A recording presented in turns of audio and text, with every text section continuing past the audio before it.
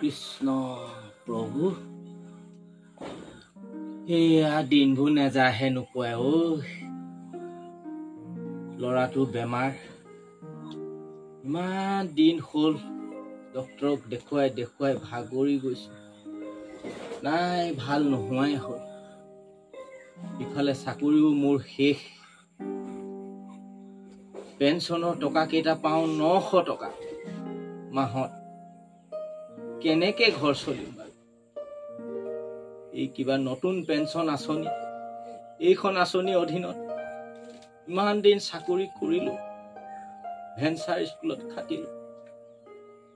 2 বছৰ পালো চাকৰিখন কৰিলো এতিয়া আকৌ সেই নতুন পেঞ্চনৰ আওতালৈ আনি দেহিও পইচা কেইটাটো নেপালোৱে এতিয়া সেই মাহত মই 900 টকাই বাৰু এই ঘৰখন মই কেনেকৈ চলাম এই প্ৰভু বচাবা আৰু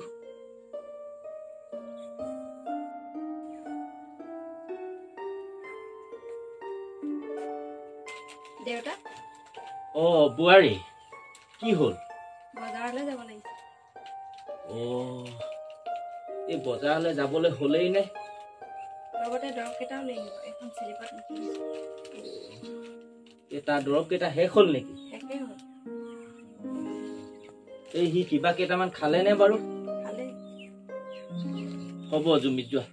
মই লৈ আনিম যোৱা দোকানলৈ গ'লে কি হ'ব গোটেইখন ধাৰ ইখন দোকানত ধাৰ সিখন দোকানত ধাৰ এই মোৰ বেমাৰৰ কথা বাৰু মই বাদেই দিছো এই ল'ৰাটোৰ আকৌ দৰৱ কেইটা নহ'লেই নহয় 900 টকা পেঞ্চন NPS-ৰ কৰ্মচাৰী অৱসৰ ললো হেৰৌ চৰকাৰৰ বিষয়াসকলে অলপতো চকু মেলি চোৱা কিবা এটা সাহায্য নিদিলে বাৰু আমাৰ দৰে পৰিয়ালবোৰ কেনেকৈ চলিম চাকৰি কৰাৰ একমাত্ৰ ভৰসা কি থাকে বৃদ্ধ বয়সত পেঞ্চনৰ টকা কেইটা পাম বেমাৰ আজাৰ চাম ল'ৰাই মোক চাব নোৱাৰা হ'ল ময়ো তাক এতিয়া কেনেকৈ পোহপাল দিওঁ জীয়াই থকাৰ অৰ্থ নোহোৱা হ'ব চৰকাৰক অনুৰোধ জনাইছো কিবা এটা যেন কৰে ফাৰ্মাচীৰ পৰা দৰৱ কেইটাকে লৈ আহোগৈ ইফালে গেলামালৰ বস্তুখিনি দিয়ে বা নিদিয়ে কালি পৰহি টকা কেইটা কেনেকৈ দিম ছাগলী গৰু গোটেইবোৰ বিকি শেষ কৰিলো মাটি কেইডৰা খেতি আনকহে দিওঁ হ'ব আৰু চাওঁ কি হয়